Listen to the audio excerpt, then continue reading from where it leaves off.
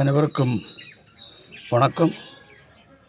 மோகன்குமார், அகில இந்திய ஜனநாயக மக்கள் கழகத்தினுடைய செயலாளரும் சமூக பொதுநல இயக்கத்தினுடைய மாநில மீனவரணி செயலாளராக நான் இந்த வீடியோ பதிவு செய்கிறேன்.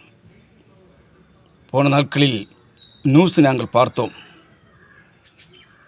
மக்கள் நம்பிக்கையோட வாக்களித்து அதிகாரத்தில் கொண்டு வந்த கர்நாடக காங்கிரஸ் ஆட்சி மக்களுக்கு செய்த ஏற்றும் மிகப்பெரிய துரோகம். வருடங்களாகவே பெங்களூரு பட்டணத்தில் ஏரிகளில் குடிசைகளை கட்டி வாழ்ந்து வந்த மக்களை அப்புறப்படுத்தியது.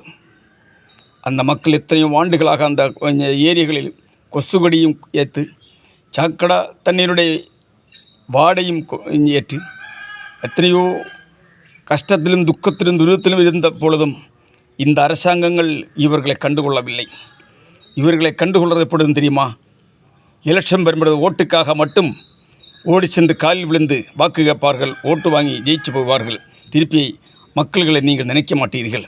அவங்கள் வாழ்வாதாரத்தை கருத்தில் கொள்ள மாட்டீர்கள். அந்த மக்கள் எப்படி வாழணும் நீங்கள் கவனிக்க மாட்டீர்கள். மதிப்புக்குரியதையா, என்னுடைய பாசத்துக்குரியதையா கர்நாடக முதலமைச்சர் சித்தராமையா அவருடன் கேட்கிறேன், உங்களுக்கு இந்த மக்கள் வாக்களித்தீர் அல்லவா?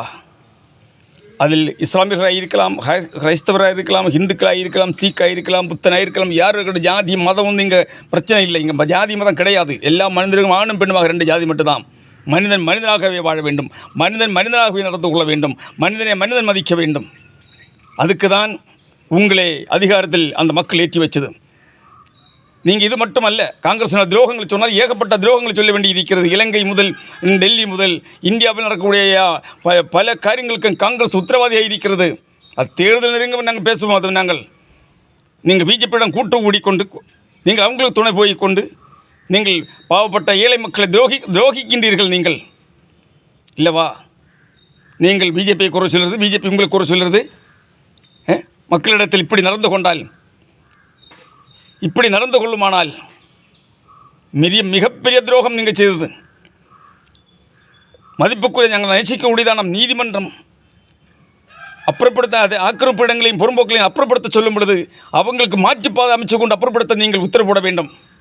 பகர இடவும் வீடும் அது சட்டம் வகையிருத்திருக்கிறது. தெய்வங்களுக்கு குடியிருக்க எங்கே வேணாலும் வீடுகள் கட்டலாம்.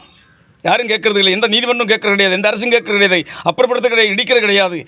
சாலை புறம்போக்கு, தோடு புறம்போக்கு, குளம் புறம்போக்கு, ரெவன்யூ பூமிகளில் எங்கே வேணாலும் தெய்வங்களுக்கு வீடு கட்டலாம், குடியிருத்தலாம். மனிதனாக பிறந்த ரத்தம் ஓடக்கூடியவனுக்கு ஒரு அந்தி உரங்கர் குசன் நிலம் கொடுக்காத இந்த அரசையும் அதிகாரிகளையும் வன்மையாக கண்டிக்கிறோம் அகில இந்திய ஜனநாயக மக்கள் கழகம். ஆகையால் அப்புறப்படுத்திய என்னை ஏழை சகோதரர்களுக்கு, அந்த ஏரியில் இருந்த மக்களுக்கு நீங்கள் பகரம் வீடும் இடமும் வழங்கி உங்களை வாழ வைக்க வேண்டும். இது எங்கள் கருத்து. வேறு எதுவும் இப்போ பேச விரும்பவில்லை. பேச வேண்டிய தருணமும் நேரமும் எங்களுக்கு கிடைக்கும். அப்போ நாங்கள் பேசுவோம்.